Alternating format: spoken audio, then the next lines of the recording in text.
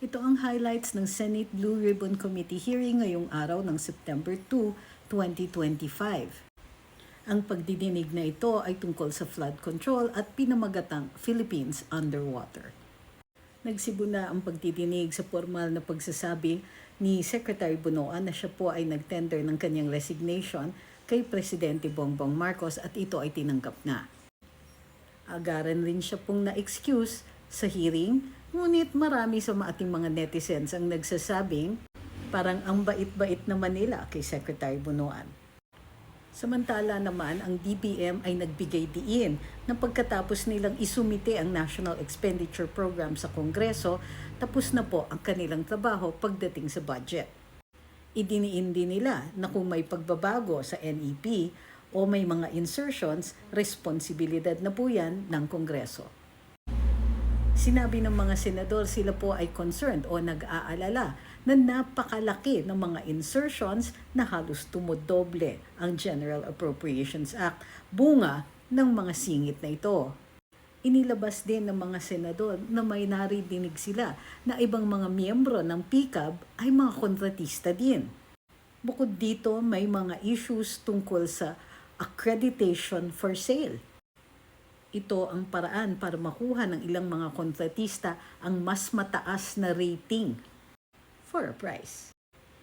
Inamin din ng ilang mga opisyales ng PCAB na hindi nila nai-inspeksyon ang equipment ng mga kontratistang nagpapa-accredit sa kanila.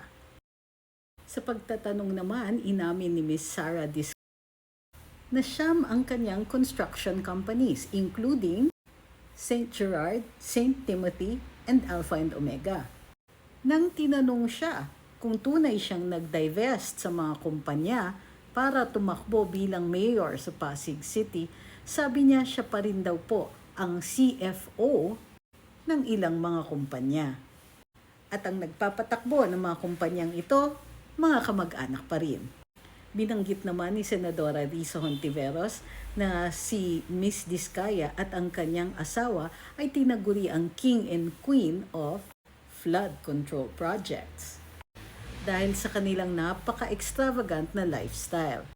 Inamin naman ni Miss Diskaya na mayroon siyang 28 luxury cars tulad ng Rolls-Royce, Maybach, Bentley, Escalade at Range Rover. Tinanggihan din niya na may mga contact siya sa DPWH at na nag-aalok siya ng mga porsyento sa mga proyekto niya. Ngunit kapansin-pansin na sa dami ng kanyang mga kumpanya, minsan ay nagbibid ang mga ito magkakalaban sa isang proyekto. Napapaisip tuloy ang marami kung legitimate pa ba ang ganong klaseng pagbibid. Sa pagtatanong naman kay Mark Alan Arevalo, General Manager ng Wawaw Builders, uminit ang ulo ng mga senador. Hindi lang dahil mukhang nervyos si Mr. Arevalo, kung hindi ang sagot niya nang tinanong siya tungkol sa mga ghost projects ay he claims his right against self-incrimination.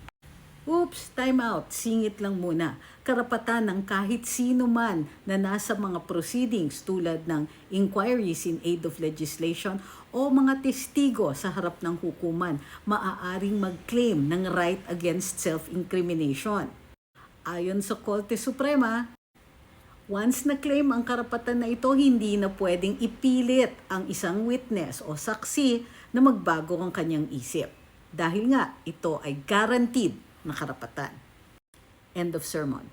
Itinuro tuloy ni Senator Marcoleta na 42 ang flood control projects ng Wawaw Builders sa Bulacan alone.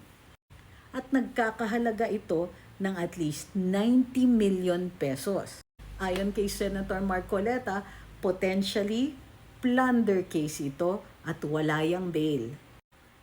Isa pang revelation nung araw na yon. Ayon kay Senator Marcoleta, nung chinek niya just that day ang PICMA o Project and Contract Management Application, nawawala ito sa website.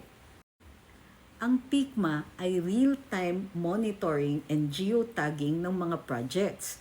Kinuha ito ng DPWH panahon ni Rodrigo Duterte to prevent ghost projects. Ngunit upon questioning, kahit ang DPWH officials sinasabing hindi nila alam na nag-disappear na pala ang tikma sa website ng DPWH.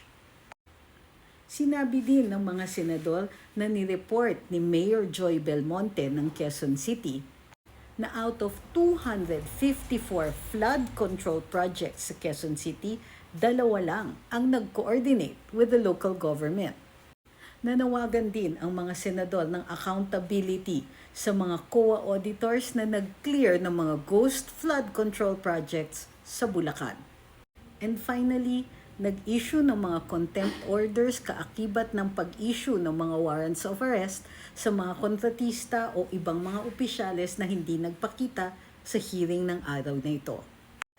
Yan po ang highlights ng committee hearing ngayong araw na ito ng Senate Blue Ribbon entitled Philippines Underwater. Ito ang Luminous. Follow for more.